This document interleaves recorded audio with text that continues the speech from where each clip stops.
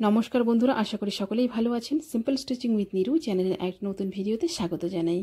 আজকে আমি 36 সাইজের একটি কাফতানের কাটিং আপনাদের সঙ্গে শেয়ার করব। সবার প্রথমে আমি কাপড়টাকে 4 ভাঁজে ভাঁজ করে নিয়েছি। কাপড়টা কিন্তু আমি সোজা দিকে ভাঁজ করেছি। যেহেতু এটা কাফতান, সেলাইটা সোজা দিকে আসে, কাপড়টাকে সোজা দিক করে ভাঁজ করে নিতে হবে। এরপর আমি গলার ড্রয়িংটা করে নেব। গলার চওড়াটা আছে আমার 2.5 ইঞ্চি এবং লম্বাটা হলো 4 ইঞ্চি। 4 ইঞ্চিতে আমি দাগ দিয়ে নিলাম। 4 ইঞ্চি এবং 2.5 ইঞ্চি করে একটা বক্স করে আমি গলার ড্রয়িংটা করে নেব। গলাটা আমি রাউন্ড শেপ করে নিলাম, সামনের গলাটা এটা, এবং পেছন গলাটা 1 ইঞ্চি আমার ডিপ থাকবে এবং চওড়াটা তো 2.5 ইঞ্চি থাকবে। পেছন গলাটাও আমি ড্রয়িং করে নিলাম। এরপর নিয়ে নিব আমি কোমরের মাপটা। কোমর মাপটা একদম উপর থেকে আসবে আমার 14 ইঞ্চি। 14 ইঞ্চিতে আমি দাগ দিয়ে নিলাম।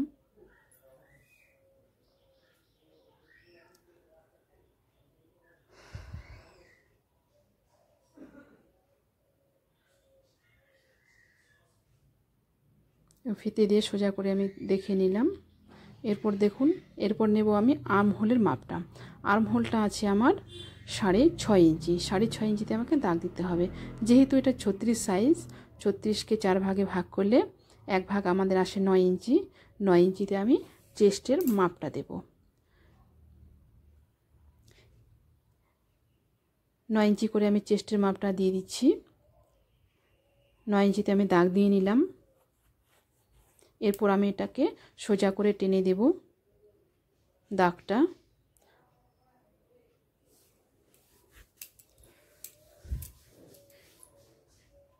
এরপর দেখুন, উপর থেকে আমার প্রথম মাপটা আসবে 6.5 ইঞ্চি এবং পরেরটা আসবে 14 ইঞ্চি। 14 ইঞ্চিতে কিন্তু আমার কোমরটা আসবে। এই জায়গায় হবে আমার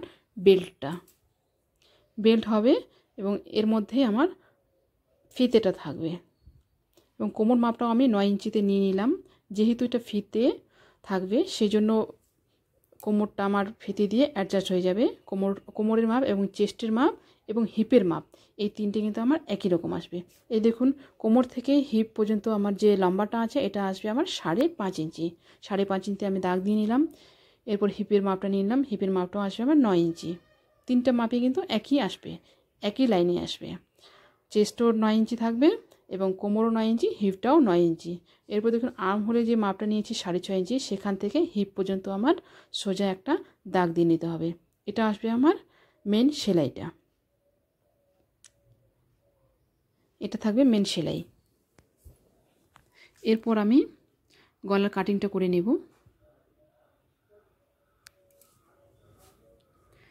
কাপ্তানের সেলাইটা কিন্তু সোজা দিকে হয়, উল্টো দিকে হবে না, সোজা দিকে হবে। দেখুন, এরপর আমি গলার কাটিংটা করে নেব। গলাটা আমার দুটো গলা যেহেতু একসাথে করা আছে, সেই জন্য পেছন গলাটাকে কেটে নিচ্ছি। পেছন গলাটা কেটে নিলাম। এরপর দেখুন, সামনের গলাটা কাটার জন্য কিন্তু আমাকে কাপড়টাকে খুলে নিতে হবে। দেখুন, কাপড়টাকে আমি খুলে নিচ্ছি।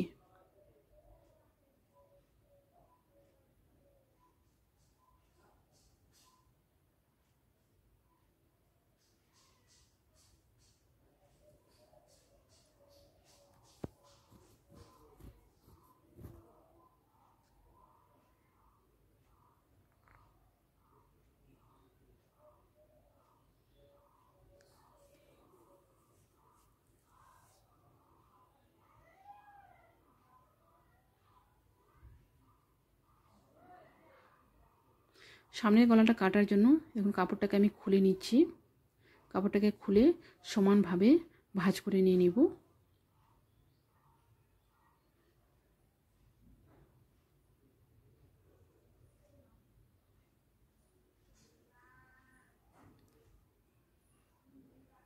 ভাঁজটা একদম সমানভাবে নিতে হবে, না হলে কিন্তু গলাটা আমার উঁচু নিচু হয়ে যাবে।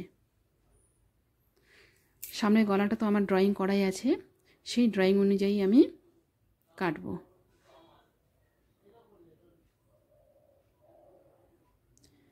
গলাটা আমার ওখানে দেখে নিতে হবে, আগে পিছে যেন না থাকে। ড্রয়িং অনুযায়ী আমি গলাটা কেটে নিলাম।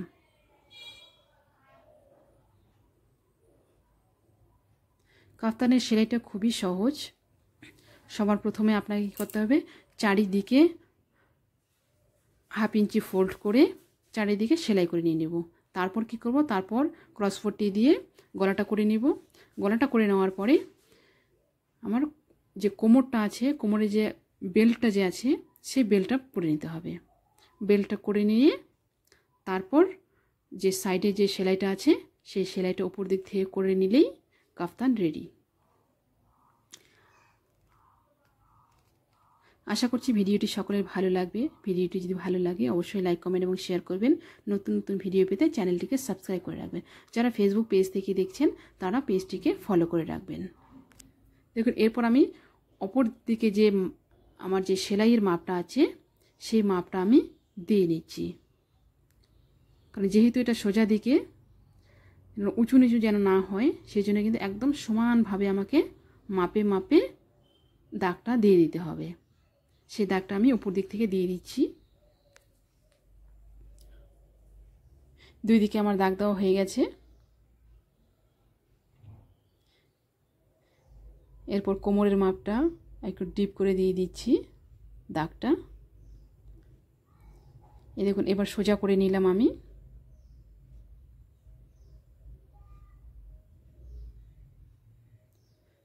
সবার প্রথমে 4 ধারে সেলাই, তারপর গলাটা করব। গলাটা করার পরে যে কোমরের যে বেল্টটা আছে বেল্টটা করব, তারপর কিন্তু সাইড সেলাইটা করব। সাইড সেলাইটা করে নিলেই কাফতান রেডি।